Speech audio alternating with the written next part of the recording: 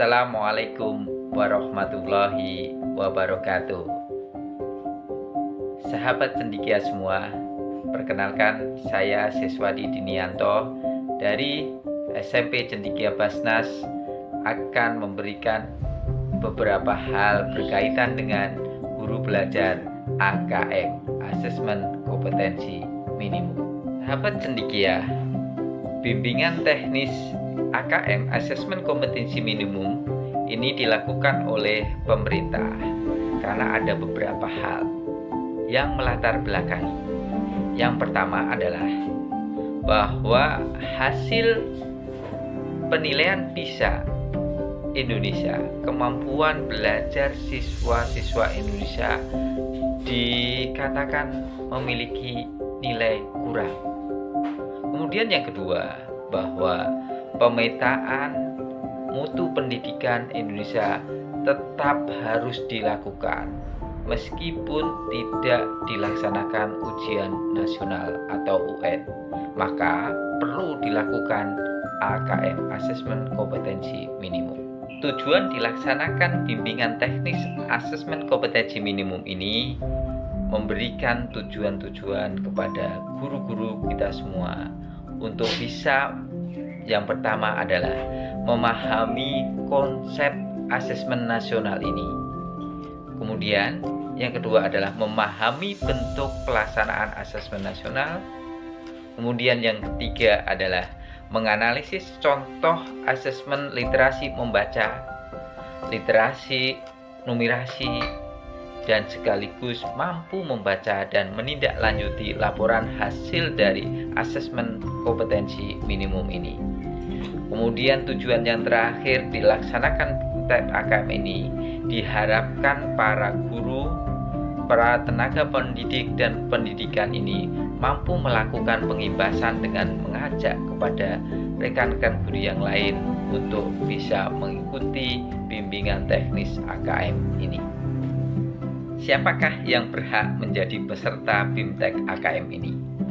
Yang pertama adalah semua guru dari semua level, dari mulai SD, SMP, SMA, maupun SMK. Kemudian yang kedua adalah kepala sekolah SD, SMP, SMA, dan SMK. Kemudian yang ketiga adalah para pengawas sekolah, baik itu tingkatan SD, SMP, dan SMA serta SMK. Kemudian yang terakhir adalah yang bisa menjadi peserta BIMTEK ini adalah mereka para tenaga pendidik yang berkecimpung di PKBM, Pusat Kegiatan Belajar Masyarakat, untuk kejar paket A, kejar paket B, maupun kejar paket C. Persyaratan apa yang perlu disiapkan untuk mengikuti kegiatan AKM ini? Yang pertama adalah harus memiliki akun SIM PKB. Kemudian yang kedua adalah memiliki perangkat baik itu PC, laptop, ataupun HP, dan tentunya adalah koneksi internet, karena pelatihan BIMTEK ini semuanya via online atau daring. Bagaimana kalau kita ingin mengikuti kegiatan AKM ini? Apa yang harus kita lakukan? Yang pertama adalah kita melakukan pendaftaran pada link https://gtk.belajar.kemendikbud.go.id. Selanjutnya kita akan memilih guru belajar di portal layanan program GTK Kemendikbud. Kemudian kita klik masuk untuk mengikuti kegiatan selanjutnya.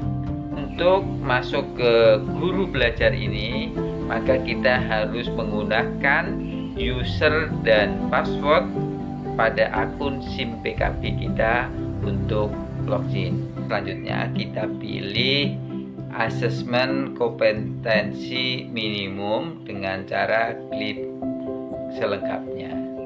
Setelah kita mendaftar, maka selanjutnya apa yang akan kita lakukan adalah dengan cara mendaftar dengan klik jadwal yang akan kita inginkan. Terakhir, silahkan ikuti kegiatan tersebut sesuai dengan jadwal yang Anda pilih. Ya, apa sih manfaat dari ikut BIMTEK AKM ini? Yang pertama, manfaatnya adalah bahwa kita akan mendapatkan pengalaman belajar yang seru. Kemudian, yang kedua adalah pengalaman belajar bersama guru-guru lain dari berbagai daerah di Indonesia. Kemudian selain guru ada kepala sekolah di situ, kemudian ada pengawas dan ada guru-guru dari PKBM. Kemudian yang ketiga adalah kita mendapatkan pemahaman terhadap asesmen kompetensi nasional ini, ya, sehingga kita paham apa tujuan, bagaimana teknisnya, dan bagaimana kita menjelaskan konsep belajar sehingga kompetensi siswa kita itu mendapatkan pemahaman yang tepat. Yang terakhir, yang keempat, manfaatnya adalah kita akan mendapatkan sertifikat BIMTEK 32 jam dan juga piagam penghargaan dari Kemendikbud. Ketika semuanya, terima kasih sudah mengikuti pengimbasan BIMTEK AKM dari kami, dari saya Siswadi Dinianto, Sekolah Cendekia